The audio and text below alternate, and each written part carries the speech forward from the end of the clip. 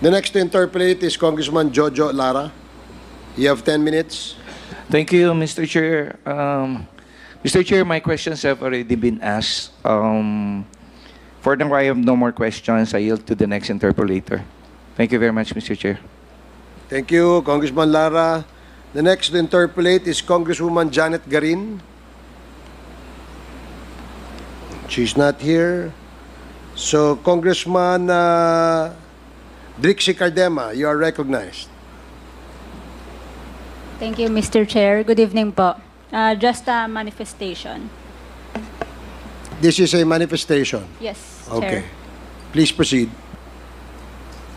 Tayo ditong mga kinatawan ay ibinoto lamang ng ilang libong Pilipino.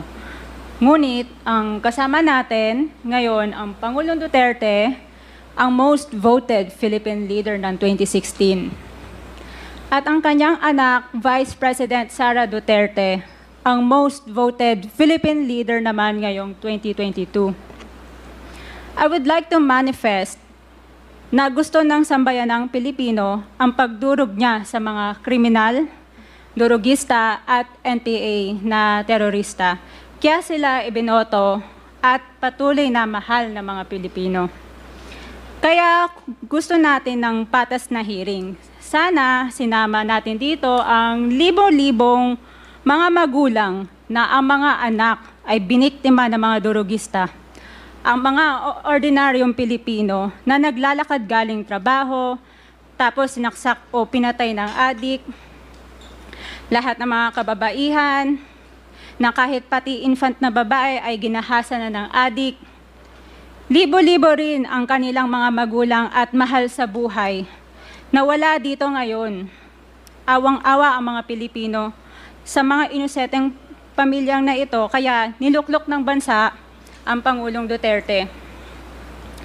Ang drug war ng Pangulo ay policy lamang. Hindi ito natupad kung hindi ito pinondohan ng Kongreso ng 6 na taon. Majority pa nga dito sa mga kinatawan ay naka-Duterte fist pa nung buong 6 na taon eh. Ang Duterte Youth Party List po ay patuloy na naninindigan sa Pangulong Rodrigo Duterte at pangalawang Pangulo, Sara Duterte, na naglingkod ng maayos, dumurog sa mga durugista, kriminal at NPA na terorista para proteksyonan ang milyon-milyong Pilipino. Bakit wala nag-iimbestiga dito o nag-iimbita sa atin sa sobrang raming Pilipino na biniktima ng mga durugista? And lastly, sa mga kongresista na kaalyado ng mga NPA, mahaya naman tayo sa topic ng pagpatay dahil kayo mismo, hindi kayo nagsasalita sa pagpatay ng NPA sa mga pulis, sundalo at mamayang Pilipino. Pati rin po sa mga natitirang resource persons na gusto mag-abogada papuntang ICC, si Attorney Maria Cristina Conti, na kandidato ngayon ng Bayan Muna Party List. Kasama po ang inyong katabi na si Nery Colmenares ng Bayan Muna. Sa NPA, nire-recruit ang mga kabataan para pabagsakin ang gobyerno at pumatay ng mga pulis, sundalo at tropa ng gobyerno. Di nyo naman kinokondena ang pagpatay nila. Ang kinokondena nyo ngayon ay ang dalawang naging most trusted leaders ng bansa na todo effort protektahan ang milyong-milyong mga Pilipino.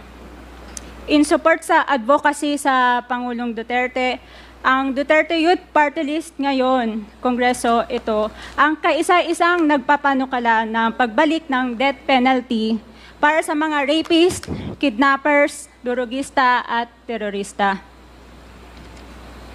In behalf of the Duterte Youth Party List, kami ay nagpapasalamat sa todong suporta ng Pangulong Duterte at VP Sara Duterte sa mga tropa ng gobyerno at sa pagdurog nyo sa mga kriminal, durugista at NPA na terorista. Yun lang po. Maraming salamat po, Mr. Chair. At Thank you, magandang gabi po. Congresswoman. Salamat, Cardema. Mr. Chair. Bawal po pumalakpak dito. Kung gusto niyo pumalakpak, doon kayo sa labas. Maaari ba? Mr. Chair. Wala hong bastusan dito, ha? Sige, Congressman Acop, you're recognized. Thank you, Mr. Chair. I beg to disagree with my colleague. Kasi bata pa siya. Ako, I have given up my life for this country. The former president is only 2 years older than I am. But I have been fighting for this country. I was a member of the Philippine Constabulary and became a policeman after Republic Act 6975 was enacted. This statement of my colleague betrays her ignorance. Kung gusto po niya na magpa-imbestiga, mag-file siya ng resolution and maybe refer to the appropriate committee to be fair with her. She is a congressman. She knows the rules. However, your statement or your statements betray your ignorance of our rules here in this House of Congress. So I beg to disagree, Mr. Chair, na sila lang ang nakikipaglaban at marunong makipaglaban sa kalaban. As I've said before, I have given the most part or most years of my life fighting the enemy of this country. Thank you, Mr. Chair. Thank you, Congressman Acop. Yes, let me emphasize na wala pong may monopolya ng pagmamahal sa bayan dito. Pare-parehas po tayo rito. And following the suggestion of Congressman Acop, kung meron kayong gustong paimbita, mag-attend kayo ng hearing. Hindi ma-attend kayo kapag andito lang ang dating Pangulo, ang ating Vice Presidente. Umattend kayo. This committee hearing, this Quadcom, makes announcements of all its hearings. And from here on, we want to see you in our hearing, and please submit to the committee secretary all the persons you want to be invited. Wala hong ano yan. Wala hong ano yan. Kung sino yung gusto niyang imbitahan, pwede po yan. Gusto ko lamang pong liwanagin na wala hong may monopolyo sa pagmamahal sa bayan dito. Hindi kayo, hindi kami. Pare-parehas tayo nagmamahal sa bayan. Pare-parehas tayo nagseserbisyo eh. Diba? Huwag niyong sabihin mas magaling kayo. Dahil kami, hindi naman namin sasabihin magaling kami. Pero kung pagmamahal sa bayan, pare-parehas tayo. Huwag niyong sosolohin yan. Dahil magagalit si Congressman Dan Fernandez. Anyway, Mr. Chair, Mr. Chairman. Mr. Chair, Congressman Abante and then Congressman Senior Deputy Speaker Gonzales. Congressman Abante. katulad din po ni Congressman Romy Acop, gusto ko ring sabihin ang ilan sa aking talambuhay. 1986, Mr. Chair, muntik nang bumaksak ang Pilipinas sa NPA. Mayroong 37,000 na armed NPA sa bansa.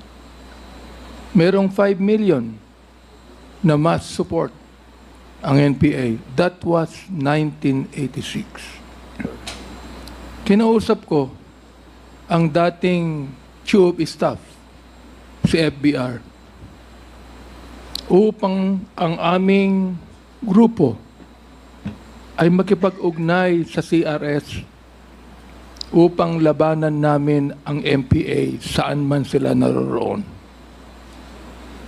Bilang isang religious leader, wala po kaming dalang armas. In fact, kami po ay nag-create ng grupo na ang tawag confrontational evangelism. Na ang ibig sabihin nun, habang NPA ay naghahasik ng lagim sa mga bayan, kami naman ay nagtuturo ng Biblia at ng tunay na kalayaan sa bayan. Ako din po ang isa sa mga nag-suggest kay FBR nung araw na magtayo ng isang civilian force na magiging kasama ng armed forces. Naging pangulo po sa FBR. Kasama po ako doon. Naging konsyal ako ng Maynila. Andiyan po si Attorney Bebot Bello. Alam po niya na magkasama kami sa lakas nung araw. So tama po ang sinabi ni Congressman Acop ni Congressman Ace Barbers na lahat po tayo nagmamahal sa bayan. Kaya nga, Mr. Chair, gusto kong itanong sana dito kay Senator Trillanes if he is working for the ICC. Are you working for the ICC, Mr. Chair? Hindi po, You are not. hindi po, Mr. Chairman. But you are connected with the ICC. Opo, by virtue of being the first to So, Mr. to file. Chair. Yes. This man who used to be a part of the armed forces that should be a patriot in this country has been conniving with the ICC in this country. Now, we would like to have a balance here. Hindi po yung unfair tayo o bias tayo. Balanse lang tayo dito. Hindi natin dito inaakusahan ang sinumang personalidad. Issues. Kaya nga sinasabi ko sa ating former president, hindi ko maintindihan kung bakit kinakailangan pumatay tayo ng 30,000 people sa war on drugs. Naniniwala po ako sa war on drugs, Mr. President. Suportado ko na ayaw natin ang bansang Pilipinas mahulog sa kuko ng mga drug pushers and drug lords.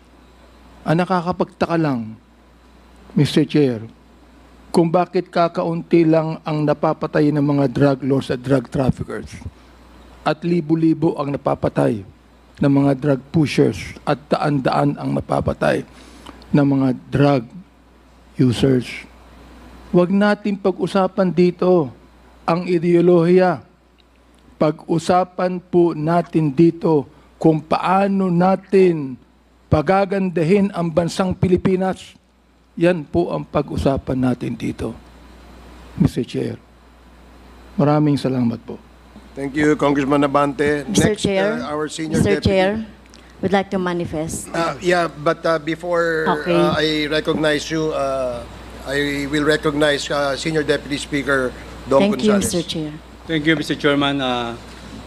My dear colleagues and the former President, our Vice President, for the information of our colleague, Congresswoman Ordenas, ang tanong po, bakit nandito po tayo ngayon? Because I'm the one who stood up in the floor last August 5, for your information, na calling for a joint investigation for the pressing issues of extrajudicial killings, illegal drugs, and illegal activities linked to Philippine offshore gaming operators. There are a lot of House resolutions. I filed also a House resolution number 1346 directing the inquiry in my own town in Mexico, Pampanga, and you know all of that doon po nakita yung worth 3.6 billion pesos na 560 kilos of shabu. And that is in my district, and that is in my province, and that is our town in Mexico. And nakita po din natin yung 3.8 billion worth na intercepted sa Subic Port na inotor po ni Congressman Jeffrey Conghun. Sinabi ko po lahat ito, there are a lot of House resolutions and we have consolidated.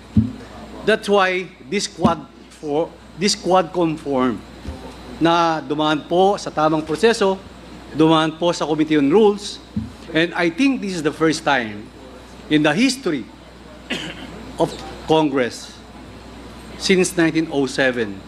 This is the first time na nagkaroon po tayo ng Quadcom Committee. So wala po itong personalan, wala po itong politika, ma'am. Hindi po kami kay former President, wala po yun, ma'am. At sa ating Vice President, do not monopolize the love of country. Mahal po natin lahat ang bansang Pilipinas. Kami po, dito, nakatayo kami. We are staying here up to 2:30 in the morning. We are inviting all resource persons to dig it out what is true. Kung sino po, hindi naman ibig sabihin, in-invite ka rito, akusado ka na. Hindi po. There are a lot of witnesses going to the office of our chairpersons of these various committees to testify, to tell the truth, at kami naman po, hindi naman po basta-basta, kinukuha natin yung mga witnesses. So I repeat, Mr. Chairman, thank you again for the opportunity. And I would like to enlighten our co-members, the members of this 19th Congress, please attend this Quadcom hearing. Totoo po yun. Hindi lang po andito ang ating former president ngayon. Nandito kayo. Hindi lang po nandito si Vice President Sara ngayon. Nandito kayo. Hindi po ganyan. Kahit sino po dapat wala tayong pinipili. This is the love of country. Maraming salamat po, Mr. Chairman. Thank you, Congressman Gonzales. Next, Congresswoman Castro. Thank you, Mr. Chair. Palabas na sana ako, pauwi na talaga sana ako. Kaya lang narinig ko yung manifestation ng ating kagalang-galang na colleague, Representative Cardema. Alam niyo po, Mr. Chair, paulit-ulit yan, yung manifestation na yan. 3 beses ko na yung narinig na paulit-ulit. Laban sa mga NPA, laban sa mga progresibong grupo, laban sa mga party list ng mga progresibong kagaya namin.